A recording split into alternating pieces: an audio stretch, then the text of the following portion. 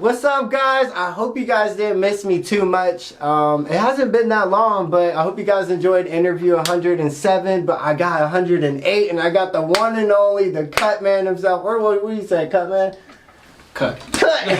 What's up, bro? Interview 108, King Cutler. And dude, what can I say about this man, bro? It's been phenomenal talking to him off the screen, behind the screen, and catching up with him because we first met like realistically at Deco, but we've known each other since back in the gym, and I think it's cool to see someone that I've known, not like on a, you know what I'm saying? I know you physically, or you know what I mean. But it's just beautiful, bro. And I know you know who this is because this man's been around Charleston for a while. He's been rapping for about 3-4 years.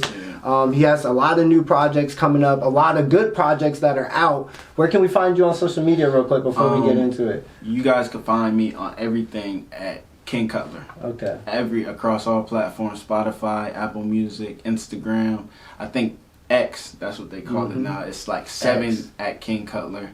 And yeah. Podcasts need to do that more. I've watched a lot of podcasts recently, and like I feel like they don't give promotion to the people that they have come on.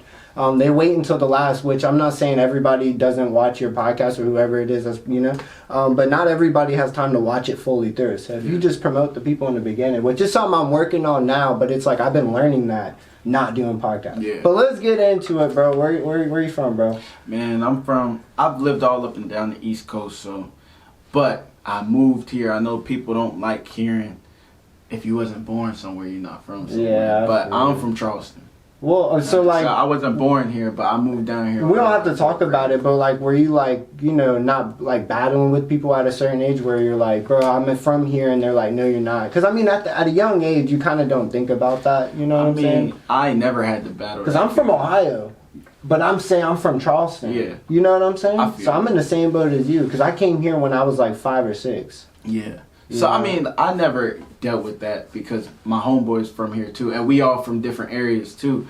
So, you know, I've always been around them. Yeah. I don't go out to other people and look for that, oh, yeah, I want you to know the where I'm validation. from. Like, nah, my people know where I'm from. And I know where they from. Are you like, you stamp on it? Are you stand on business about being from Charleston or what? Yeah. Because even when I go to different cities and I perform, they be like, why don't you got the 𝙤𝙤𝙦𝙬 accent? And I'm like, where I'm from, none of us talk like that. We all talk like how, because we grew up in households where like my mom's from Brooklyn and my father, rest in peace to his soul, but my father, like, I think he's from and was born in Jersey. So I grew up, my grandma, I grew up in the house with her. She's from Jamaica. So I grew up in a household where we wasn't talking like that, but everybody else was talking like that in like outside of my neighborhood. None of us have a 𝙤𝙤𝙦𝙬 accent, but we're from Charleston. Did people ever kind of like look down at you for not having a 𝙤𝙤𝙦 accent in your rap career? And we're not going to talk too much about your rap career right now because this is like, you know, the fundamentals of you. Yeah. But it's like, you never had anybody? I ain't never had nobody. Yeah, which they shouldn't. I mean, if we've listened to your music, or if you have listened to his music, you would know. You don't need it. You know what I mean? And I'm not, when I say hell no, I ain't trying to tell anybody like, oh, leave that, because where you from is where you from. And when you sound like where you from or what you represent, people are gonna drift towards that. You just gotta be yourself. Yeah, if you're yourself, people are they can feel it in your music. Right. Where you from? Where'd you go to elementary school at? I went to Reeves. Okay. I went to Knightsville. Okay. I think those are 2 elementary schools I went to in Charleston. And I love I feel like elementary school in particular, or just in general, was something I just admired. Because I have all the best memories in elementary school. And then middle school happened, and then it kind of like, I don't know, trickled to like reality. I kind of don't remember elementary. I remember at Reeves, I'll tell a story. I told my mom I found $20 on the playground. Yeah. And then my mom was like, oh, look at you. Because I found like $20 before and all this stuff. And I didn't find it on the playground. She found out I didn't find it on the playground. And then I was like, Did you get a butt whooping? Nah, I ain't get no butt whooping. Because I was like, grounded? I didn't get grounded either. My mom asked me why I did it. Because the $20, I started coming to her every day. I was like, I found $20. I found $20. So I came to her every day of the week. My mom said, damn, you found $20 every single day. I was young. So I was like, yeah. And then she was like, no, you didn't. Right. Where'd you get it from? And she from Brooklyn. Yeah, so I know she ain't playing. She knew where I got the money from because she had been told about somebody missing some money. Yeah. And like everybody had been told about somebody missing some money. Did you learn from it?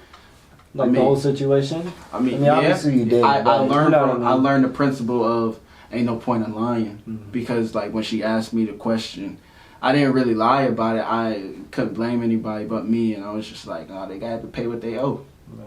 Young boy saying that, she was like, but it's real. Yeah. Because, and this may sound like weird because I'm not a parent, I don't have any kids, but it's also like a practice or something that your parents go through. Yeah. To see if they can trust you. Yeah. You know, because you could easily still be lying. Not like right now, but you know, at that age, yeah, in I know that what moment. you're talking about. And I feel like, dude, you're a really dope person. There's that dap. We were talking about the daps before, but no, man. So where'd you go to middle school at? I went to Alston, and I went to Oakbrook. Okay. So, I think those were the only two middle schools I went to as well. So Alston and Oakbrook. Did you play like sports or anything? Not in middle school. What were you doing in middle school? Well, in middle school, I actually got cut from the football team, and then I went back to the. My whole thing was I needed something extra to do outside of school because like I was just getting into shit. And it wasn't really trouble, but like for some reason, like a lot of people, when they get focused on football and sports, their grades start to plummet and all that stuff. But my whole thing was the only time I would pass my classes and the only time I would stay out of maybe trouble was when I was involved in something. Yeah. So as in involved in something, can you like sports, like something extracurricular. Okay. So something extra. So what's something that you kind of like found passion in the most, other than football? Basketball. Yeah. So when I got to high school, I didn't play sports like the first year, or I did play sports the first year, but what happened? The first year I played sports. Once it was over, that's what I was getting at. Once the season was over, I didn't play basketball at the time. I ain't had shit to do. My grades started falling, and then it was. What's some advice you could give anybody who's in high school watching this? Shout out to the people that are in high school. Make sure you're in school and you're studying. But what's something you could give advice to anybody? The world's changed a lot. So for a lot of people in sports, there's a lot more information to be involved with. Like, there's a lot more podcasts. Like, I watch Gilbert's Arena. Yeah, right. So I watch his podcast a lot. Draymond Green. Yeah, Draymond Green. They give a lot of knowledge that I wish I knew. And when I was playing high school sports, I wish I knew what they're the OGs. Yeah, but at the same time, I honestly couldn't see, and this is just me being young, because I'm 26, or about to be, god dang, I shouldn't even be saying that. I'm 25, but about to be 26. Yeah. And it's like, nobody can tell anybody anything to these high school kids. Yeah. They're going through something nobody's ever witnessed. And that's what, you know? So good or bad, I tell people that all the time. So, like, you never know. At the end of the day, when you're thinking about your life, no one knows what the last thing you're thinking about before you go to sleep. So, like, I mean, something could be going on at home. Depends on how deep it is, though. Yeah, so, I mean, no. If it's something haunting you, not trying to be weird, someone passes away or something like that, a relative, or something that deep, you're haunted. Like, PTSD happens, you know? And like, before, when you go to, that's why I say, my whole thing is, like, I don't really judge anybody. Like, the skinniest person could come whoop my ass if they wanted to. Like, I don't know how his hands look. Yeah, right. But it's like, I don't put it past anybody because I don't know what people do behind closed doors. I don't know if he's trained in this. I don't know if he's trained in that. Next Bruce Lee. So it's just like, I treat everybody with respect. And then a lot of high schoolers are at the age where they want to start testing people, but all they want is respect. Respect is everything, and honestly, someone to look up to. Yeah, you know, in high school, I was looking up to the wrong people. I was following the wrong crowd. That's why I ended up getting expelled from Somerville High School. If you guys don't know that, loyal fans, or not loyal, but the people that have known me since the day one supporters. It's crazy, bro, because it's like you could still make those wrong decisions. It's just a bigger consequence now. Yeah. You know what I mean? It is, because if we make those decisions that we was making back then, like we'd go. Cause slap on the wrist. What's it called? I remember there was one time in middle school where I ain't gonna put nobody's names out there, but, right? This ain't the Shay the Shay podcast. Someone brought some money in the school, and it wasn't authentic money. Yeah. And they said that this is what their people use to throw money in the strip club. Right. So I used to sell candy out my locker in middle school. We used to go. The easy shop ain't the easy shop no more, and I'm sorry for all the years we used to, do what we did. You're the one that messed it up. Yeah, I'm sorry we used to. No kids could get M&Ms in the morning. I'm sorry we used to do the things we did. But when you have that mindset, and I don't mean to cut you off, but when you have that mindset at a young age, and you look at kind of where you're at now, it makes sense of how successful you can be. You know what I mean? Like if you think like, I don't mean to say I'm like promoting hustling at middle school, but if you think like a boss at a young age, you're destined for greatness. Yeah, and you're not really thinking like I'm thinking like a boss. You're thinking about some money. Yeah, like you're trying to level up. Yeah, so I'm trying to get them nice shoes that I just dropped. So like I'm selling candy out my locker, and you remember the teachers started selling candy. Yeah, like they would have the things. Their own things. So I was like, oh yeah, I got an idea. Yeah, and I started handing prop money, which was, and at one point prop money had prop money on it. So I handed them the money, and I was like, go use these $20 bills at the different classes, and you can buy anything you want. Yeah, just make sure you come give me the change.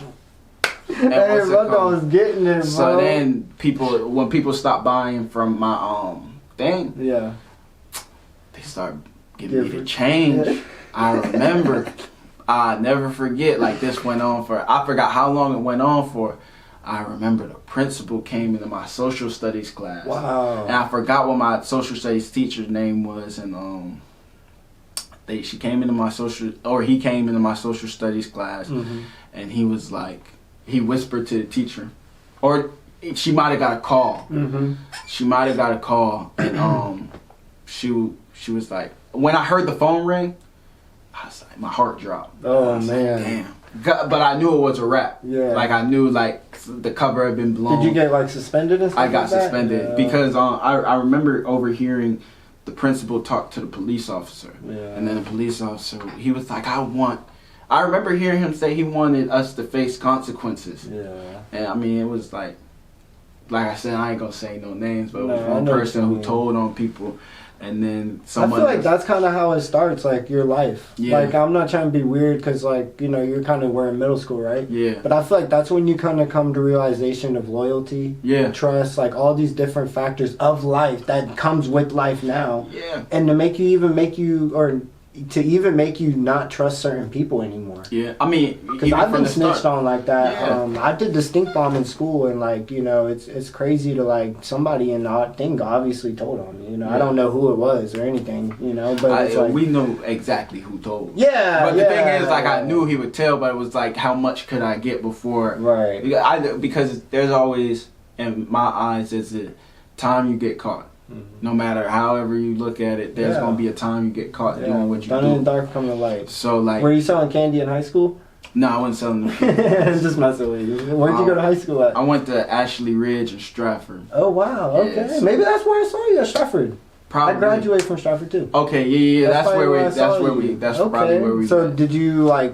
Were you working your first job in high school, or like what were you doing? Because you obviously were on that money mission. Back in middle school, I used to mow lawn. I had a homeboy.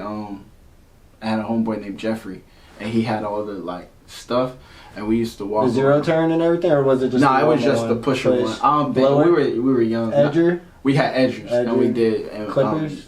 No, we had none of that. So y'all were doing the easy bread, just mowing and blowing. Yeah, because we were kids, so we could walk up to people's doors, knock, knock, knock. Hey, I see that you got this right here. Yeah. Do you want us to handle it? We just charge $20. Oh, that's not bad. Yo, that's not bad. Yeah, we just charged $20, and we would split it. Yeah.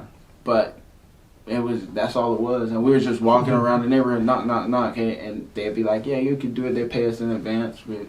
So you weren't bouncing into working any jobs or anything? No, I wasn't working. So you're just doing that, staying in school. I mean, we wasn't even like thinking about no jobs, bro. I know, so, especially like, when you're doing that. When we was young, we wasn't like, I knew my mom had to work all the time, but everybody in the neighborhood is like, bro, we ain't have no jobs. We going to the league. Yeah. So everybody's goal was make it to the league. Right. Literally. Or that, or their cousin was AJ Green. Yeah. I feel like that was like the most popular like slang I've heard back just growing up, you know. Yeah. But no, there are some people that really should have went to the league that we grew up with. You heard about that McKissick shit that was going on. No. So like, rest in peace to him. Yeah. But I heard about something where he had letters from different colleges stuffed away, and the only letters he was giving people were like Citadel, Clemson, Gamecocks, because I got a homeboy, he was like a 2-time state champ for wrestling.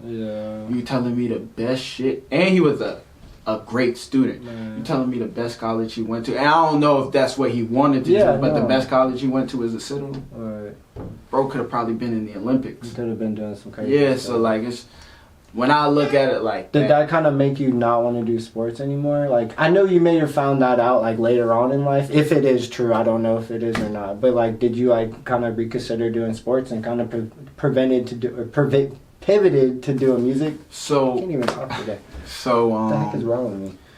So I was playing sports from like my sophomore year. Like, I started playing basketball to I went to college. I was playing basketball in college for a little bit. Okay, so you graduated in what college? No, I didn't graduate college. So I went to college. I went to Oh, no, I meant like graduated from Stratford. I graduated from Stratford, and then I did a year at Trident, the community college. Okay, that's good, bro. And then I did. That's good, bro. Thank you. Yeah. And then I moved out to Arizona.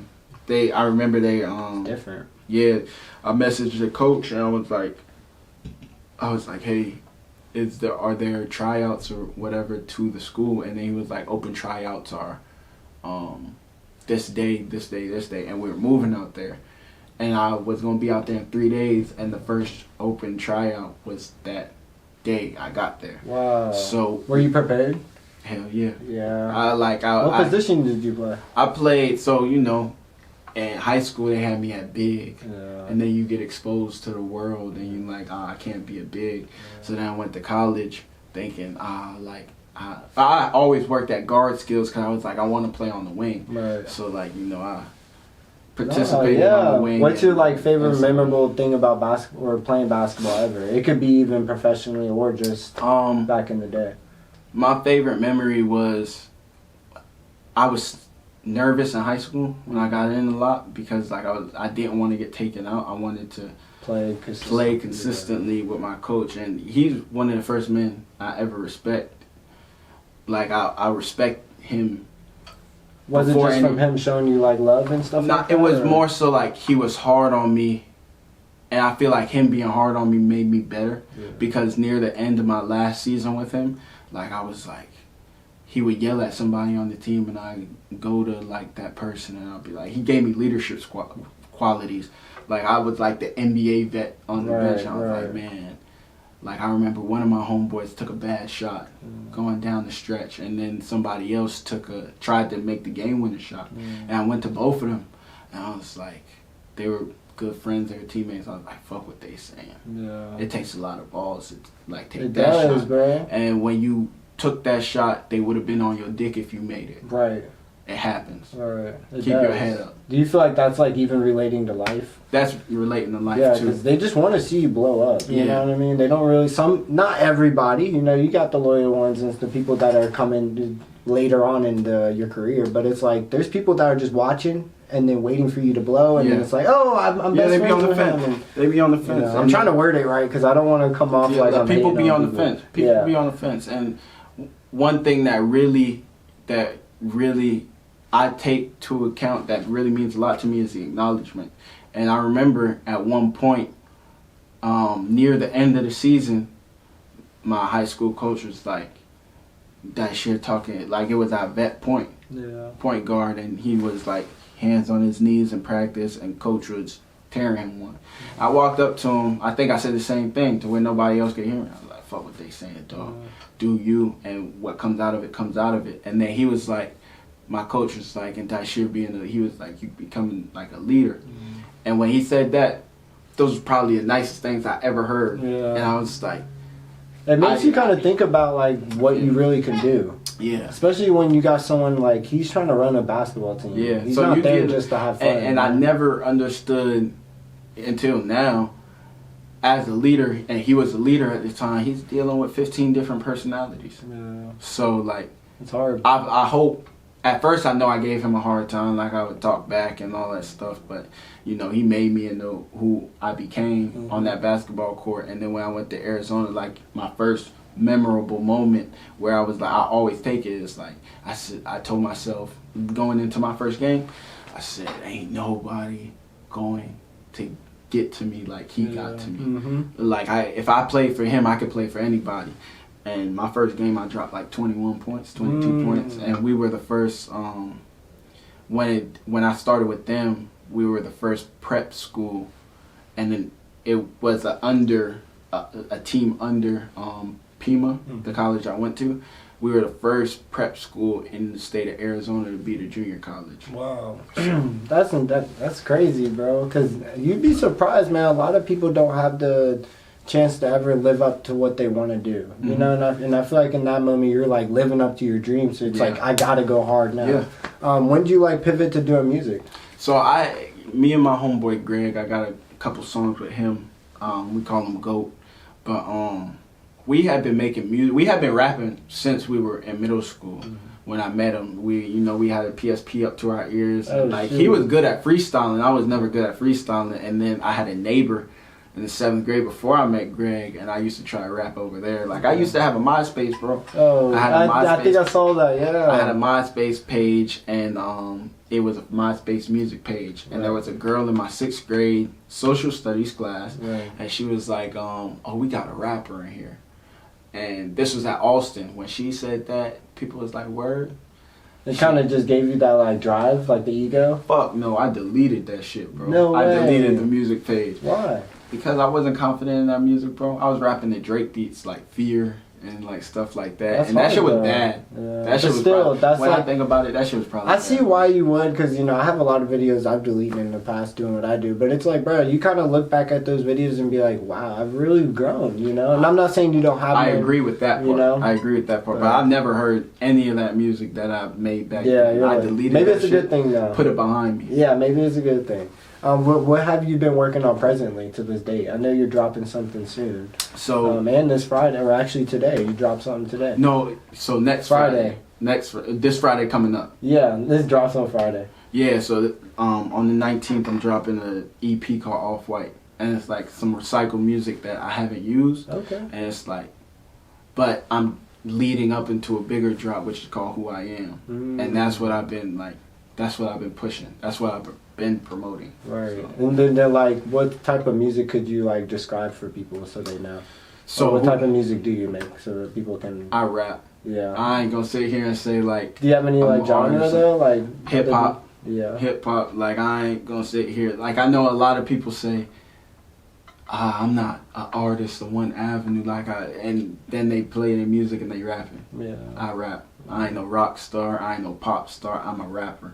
What's one song that you would kind of like throw out there for people to kind of listen to kind of get the gist of your music? Dedication by Nipsey Hussle. A lot of people say like, I be looking up Nipsey beats. I don't look up Nipsey beats, but he was, before he passed away, I had a roommate, and matter of fact, back in when he was on his victory lap run, I was living out there in Arizona, and that's close to California, and he had the West Coast on lock. Yeah, he did. Like, I even went out to California during All-Star weekend, and I wasn't old enough to get into any clubs, but like victory lap was no, he was taking over the whole music scene. Yeah, but like, what about any of your music that you would reference to anybody? What's it called? Oh, I thought you were talking. You asked what would I mean, it's all good. It's the same thing. I'm curious about that too, honestly. I like Nipsey Hussle. I fuck with Nipsey. At what I'm doing right now, I just dropped Sorry for the Wait 4. I think that was the most recent drop. Okay. The point I'm at now, it would be that tape. Like, so like, if you listen to it, like the quality and the sounds of it, it's just like, I think I started off with truly dedicated. Like, I'm dedicated to rapping. I'm dedicated to this life. Yeah. To like, and that's what I put everything into. And then Blackout was the next song, and Blackout was like, why these niggas doing me like that? Like, why these people why do I feel like I'm pushed away from, detached from like local hip hop? Do you feel like you're an underdog? I mean, like, I feel like I'm an underdog, but at the same time, like, my peers may look at me like, he got it made right now. Like, he's doing everything he's supposed to. So I mean, it's a double-edged sword. I feel like I may not get the love that I want, but I do get enough of it, especially from people who don't make music. I really like, and I mean, I would love the respect of my peers. I don't know if they do respect me or not. And shout out Unheard. I know me and New, Beeman. We chop it up all the time, and we do give each other love, and we do give each other the props. Shout out LGP. Shout out my homeboy Shaw. Like, we give each other love, and so with them, like, I feel it. But there's other entities. I feel like, damn, like, you fucking with me? Like, I know. We talked about that off there. I'm not afraid to talk about it, because I feel like the only way to talk, or for things to change, it has to be talked about. Yeah. You know, like, it has to be confronted. Like, if it's just hidden in the closet and it's not being talked about, and we're just like, nobody's bringing it up, how's anything going to change? Yeah. So if we bring it up to air, like, do you think you're trying to, or are you trying to become a voice for Charleston, or are you just kind of in your own lane? I'm in my own lane. Yeah. And I feel like, it's bigger than Charleston, because even off air, like, you know, I told you, like, people in Africa, you told me people in, was it Africa? Yeah. Like, they hit us up about what we got going on. So it's like, real. Like, we product of the struggle. Like, we product of, like, we spoke. You was homeless 7 years ago. I was homeless like 4 or 5 years ago. Yeah, bro. Like, but that's even your music. Like, you can listen to your music, like you were telling me off air. It's like, bro, you know what you've been through lately. Yeah. So, well, hasn't been out yet. What you showed me. Well, so. I mean, like, do you feel like all your music has? That's why I say sorry for the wait for. Like, that's what I'm talking about. That's where I'm at, because like my mindset changed into like, people feel like, I got so many messages about Blackout. Like, people be like, I got a battery on my back. I got motivated off that, because everybody feels like that. Everybody feels like they may be the underdog. Everybody feels like, why they playing with me? Why ain't they supporting this platform? Why they ain't, like, we live in a world, like, I'm speaking for everybody. I'm speaking for the real. Yeah. So like, when you hear Blackout, you hear that, and then you go to cut type beat. And it was like, a lot of people think I'm boom bap. A lot of people think I'm like, a lot of people think I'm Nipsey type beat. Nah, it's like motivation. You listen to cut type beat and it gives you goosebumps, and like, that's the type of music I make. When I heard that beat, like, eyes got watery, because the first thing that come to mind was the first thing I say. So I got goosebumps listening to it, and I was like, Holy City Records started with nothing. I used to pray for times like this. But now my wrist set to tell my time like this. Like, I don't know if you're spiritual or religious, but like, I believe in God. And I remember nights sleeping in the car, looking up to the sky and being like, why am I going through this? And like, I'm not questioning you and asking you to come save me or anything, but why am I going through this? So it's just like, that's what I talk about. And sorry for the wait for, and then the outro is game time. And it's literally, it's game time. Yeah, it's game time. Yeah. Like, it's game time. No, I was gonna ask, even like you starting the Holy City, or even being part of Holy City and stuff records, how was that brought about? Like, what's up with that? Literally, like I said, I always keep God first. And Holy City Records, Holy City, we call Charleston the Holy City. Yeah. And it's a church on every corner. So I mean, you can feel when you speak to the real, like people who are chasing something, and you know, you're walking on faith right now. Yeah. You can hear that in a conversation. Is this something you've been kind of brought to light about, like, or has this been on the way? Holy City Records. Yep. So no, it's been. I remember like when I first started making music, like I was always talking about Holy City. I was like, Holy City. Know if it was gonna be a record. Like I didn't. One day I was just like, man, like, you know, you pay attention to the independent blueprint, and I was like, Holy City, what goes together? Same thing with the name, and I was like, Holy City Records. I was like, that just rolls off the tongue, and it just became what it is now. Is it a group, or can you just talk to some people? For what it is, it's a record label, and like at first, like I didn't just going on about something, like dropping something through, like I was looking at it and I was like, I use DistroKids, so I was like, at the bottom left, it says drop, and then it has DistroKid and it has some random ass number. But then if you had a name for something, like a name of a company that you represent, it would be like drop 2023 by Holy City Records, and then it was like, okay, I'm gonna make this my company. Instead of it just being something random. Yeah, I was like, I'm gonna make this my company. This is what I'm gonna represent. So how do you go about getting any advice on doing music or anything like? Do you just kind of get it out the mud and YouTube, or you get it out the mud and you watch interviews. So you watch the people that you respect in the game. Like Nutty and Los came down here a couple times. They're from Detroit, and they would they run with Babyface and all them. I didn't get to meet them, but there was a point in time where I had a studio on Ashley Phosphate, and me, Dre, my homeboy Ham. There's one other person. Dog. But it was 4 of us, and we all put our money together. And we had a studio there, and they came to that studio, and I didn't have time to run down there and like actually chop it up with them, but I watch their interviews. I watch interviews like Nipsey Hussle had All Money In, Jay-Z, Rock Nation, like Benny the Butcher, Black Soprano Family, West Side Gun, Griselda, Conway, Drum Work. Like when I think about the greats and a lot of people I respect, they had something behind them that they had their baby that they were nurturing, and I was like, that's how it is, bro. You gotta start. It's just hard to not excel and do more. You know, because if you start to do too much, then you really start doing too much. You know. But like, where do you see yourself in 5 years? 5 years? Yeah. That's a deep question. 5 years, so I just like that question because I want people to really think about it. 5 years, I'm not sure, because like, you don't know what this life brings you, but I do see myself more successful than what I'm right now. Like, I do see myself with more money. I don't know what I'll be doing in 5 years, but I know I'll be more successful. I'll be more established, be more more wise. Like, you think you see yourself still rapping in 5 years? And it's alright if you don't. Look at some of the biggest rappers. Some of them just stopped rapping after a couple years. Like, they did it for like 2 years, and I don't think I'll stop rapping, but I think I'll be like established.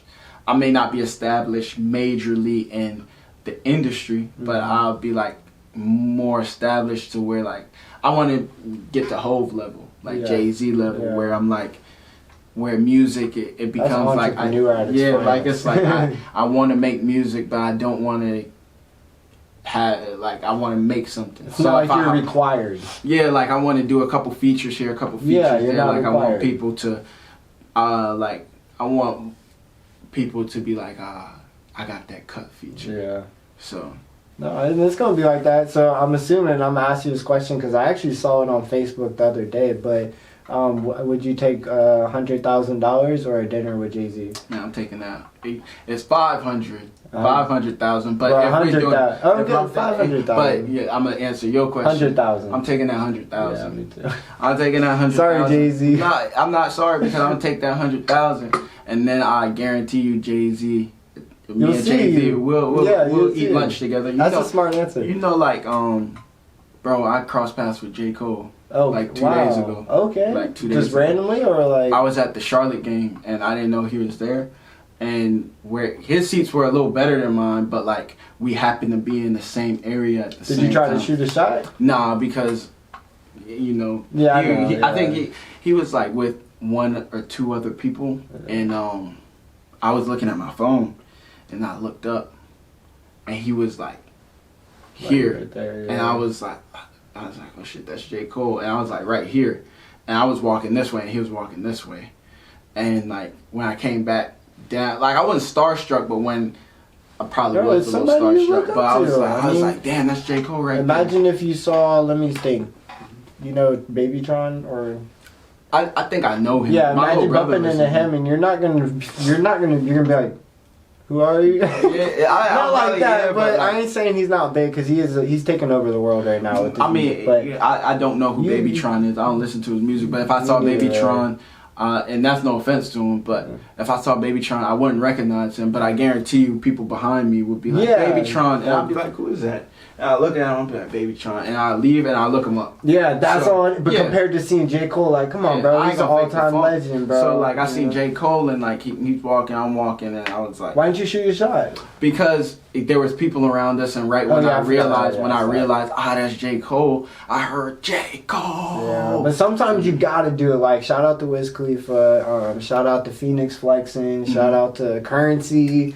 Like, a lot of these big people I listen to, Young Deji, I've shot the shot. And and you can't do it like a fan person. Yeah. You know what I mean? But if it's someone you passionately love, like, I listen to all those people on the daily. Yeah. You know what I mean? So I don't know if you listen to J. Cole every day. I listen to J. Cole almost every day. Man, another thing, I think I told you off camera, years ago, back in 2016, I met Currency. Yeah. And I didn't know who he was. I was just in LA. And I was in California. I was outside the hundreds, and Currency was sitting outside the hundreds with like 4 other people, and maybe 4 other people. And I just walked up to him. I was just trying to make memories and take pictures of like the scenery and all that stuff. And I had never seen the hundreds, but I had a homeboy that passed away, and I was with his family out there, and he used to tell me about all this stuff in California. So I saw the hundreds. I was like, I remember seeing him wear the hundreds. That's crazy. And I was like, I walked That's the up one with the bomb on it, right? Yeah. Yeah. And I walked up to Currency and them, and I was like, hey y'all, can I take a quick picture of y'all? Yeah. And they were like, yeah. And then I just backed up and snapped a shot. And then I remember posting it. I think their collective page, not the hundreds actually, but the collective page was like, this is hard right here. Like this picture's hard. Like the filter on everything, like it's hard. And I was like, I appreciate it. Years later, maybe in 2018, I have an older sister that lives in Florida. I guess she was scrolling through my Instagram and was like, damn, that looked like Currency. Oh my And then gosh, I was like, bro. Currency, and I looked at the picture and I was like, damn, that is Currency. Dude, that's tricky, bro. So I was like, damn. See, and it's like that. I feel like that's a sign of like you're meant to be in the limelight. You know what I mean? You just got to be able to obtain it. You got to be able to make it to that next level. You got to start with sacrifices and changes and being different. Like you're not gonna make it being somebody else or trying to duplicate this person. There's nothing wrong with following blueprints and all that stuff, but it's like you make your own blueprint so that your homies can follow and they learn and then they start their own blueprint. It's just really spreading the wings for people. As a chicken, don't give me that. But no, I was gonna ask, how can you always be yourself when you wake up? How can I always be myself? I mean, I think I'm at peace now. So like, I think you gotta be at peace when you wake up. So you gotta be at peace when you go to sleep and peace when you wake up, and like. That's how you could be yourself. Because if you're not at peace, you're just gonna try and duplicate what you're seeing. So if you're looking at Instagram and you see somebody's life that you want, like at one point I used to look at people's Instagrams and be like, you know, when you homeless, you're like, man, I swear I'm doing everything right. I swear, like, I was walking to work. I was riding a bike to work. I'm like, nothing's going my way. And it's like, why does it seem like this person's doing good? Like, I was going through deleting Instagram, downloading Instagram, and then I remember I just deleted all social media. I did a year without social media, and I was just making music. And then I downloaded Instagram again, and I made a new account, and I said, all right, this is it. Once I started to establish a little bit more, and I got a little hoopty. How'd you get King Cutler? King Cutler, I've been, so my name used to be on Twitter. When Twitter Space was what it was, people used to talk on their timeline, subtweet people. My name was 𝙄𝙩𝙬𝙚𝙬𝙬. Okay. And you know, there was this girl who used to come down the hallway and she'd be like 𝙄𝙩𝙬𝙬𝙬 every single day. So then one day I was playing, I was with my homeboy Justin, my homeboy Dwight that passed away, and I was like, damn, I can't have people calling me 𝙄𝙣𝙩𝙚𝙬. That had already been going through my name. Like I was like, I can't have people. I mean, not trying to be weird because I don't really like glorify all that, but it's like that's actually not that bad of a name. Yeah, so like for a rap name, that's actually kind of unique because you don't hear it all the time. I mean, that's the thing. Like I think Cutler is better. I wasn't rapping at the time, so it was just like they're just 𝙄𝙣𝙩𝙬. I would make music, but I wasn't dropping music. Right. And I was making music with Greg. Yeah. And PSP days. Yeah. Well, even in high school, like Greg would come over because he went to Fort, and he would come over like on the holidays, and we'll make a song, and then we'll drop the song. And people like, I could see you being a rapper one day, but like I didn't have a rap name. It was just like whatever. So then I want to say after 𝙄𝙣𝙩𝙬, I just changed it to Almighty Cut because Chief Keef was blowing up at the time, and he had just dropped the Almighty Soul tape. Right. So I was like, Almighty Cut. And Kanye West was my favorite artist at the time. And I think this is when he was going through his Yeezus thing, and he called himself a god. And then I beat my homeboy Dwight in a 2K game. Yeah. And like, we would go back and forth, and then he was sitting back, he was hating on me. And he was like, Almighty Cut. And he looked up at me, and he was like, you going to hell. And then he was like, yeah, your favorite, and he said, your favorite artist going to hell too, because who calls themselves a god? Blasphemy. And hey, those are memories you can't you can't relive those moments again as much as you tell them. I was like, damn, but like I said, I've always been spiritual, so I was like, damn, I mean, you're right. Yeah. Even when in the face of like defeat, even in the face of winning, like I'm still a humble person, so I'm like, you're right. And so it's me, him, and Justin, and I was like, man, I really do need a name that people could just call me, because I can't be called this for the rest of my life. Yeah. And then I was like, he was like, I said, man, what's your favorite artist call himself? And then he was like, his favorite artist was Kendrick Lamar. Oh, wow. And he was like, he goes by his name, Kendrick. Yeah. And I was like, all right. So I'm starting to think of his music. At the time, he had To Pimp a Butterfly out, and he had King Kunta out. And then I would think of his freestyles, and he was like, we were just going through names, and then he was like, nope, it's stupid. And then I was like, King Kunta, King Kenta, King Kendrick, and I was like, King Cutler. No, that's... And then I looked at everybody, I was like, King Cutler. I looked at Justin, because Dwight was hating at the time. I was like, that shit hard. And me and him playing the game, and he was like, yeah, that shit is hard. And I look at Dwight, and I was like, King Cutler. Oh, and he was like, I ain't gonna lie, that shit is hard, but fuck you. And then, it's cool that you could like even remember those moments, bro, because some people can't remember a lot of the simple things that make them who you are now, especially the friends you surround yourself with. It sounds like you had a great friend group, and y'all are like competitive and but also helped each other, you know. And I feel like it's cool, bro, and like, I don't know, I'm excited to bring you back on for the next one. This was just the fundamentals of who you were, and like, the stomping grounds, just so people can get to know who King Cutler is, you know? The next one is like your music, like what's really been going on. Yeah. How do you make your music? Say that. You know what I mean? What's coming out? Like, so I just had to tell you because it's been beautiful. I want to sit here and talk, and even off air, like we're gonna talk some more. But it's like this dude is a great person, bro. I'm so glad you even came on, bro. Appreciate. Been ready. We were supposed to do this a while ago, but if you know me, I'm all over the place. It's a complete year ago. Oh, for real? This, like today marks a year because I remember we booked out. Yeah, I think we booked around the same time. It was like January 15th, and then the next time we talked. But like I said, I had felt some type of way because I was going through some shit. You're not the only one. Shout out to Denver Lanes. I just talked to so many people a day. It's hard to maintain. Nah, but then it's like one of those things where like you come back around. And I think you came back around during like a drop. Maybe I like posted a freestyle or something, and you were like, "Bro, I've been seeing you." And I saw you at Deco. Yeah. And I was like, "Yo, we gotta chop it up." I think the Deco thing was before. Yeah. Oh that was recently. Okay. It was just recently. It was Travis Porter. No, not Travis Porter. It was something recently though. I think it was Larry June or something like that. No, Larry June was at Music Forum, but I didn't go to that. No, it was something recently because not trying to be weird. You were a female, and I was like, "Oh, yo, what's up, bro? I remember you." Yeah, bro. Someone performed. Maybe a while. I remember seeing you with a camera, but there was someone who performed that opened Schoolie? up.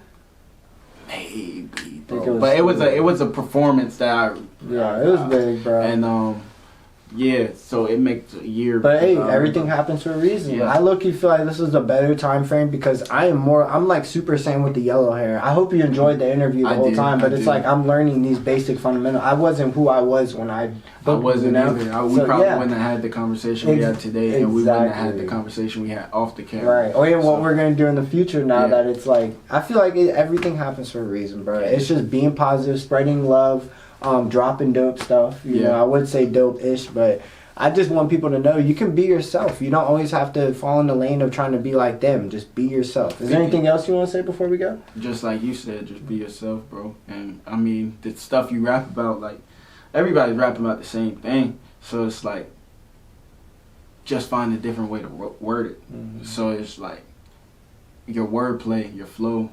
And once you do that, beat selection. Don't just rap on anything, bro. Yeah. That's advice to the time. That's advice to the upcoming artists. Mm-hmm. That's what I mean. Like, be yourself. Don't try to be like these other guys, and don't do it for nobody. Do it for yourself.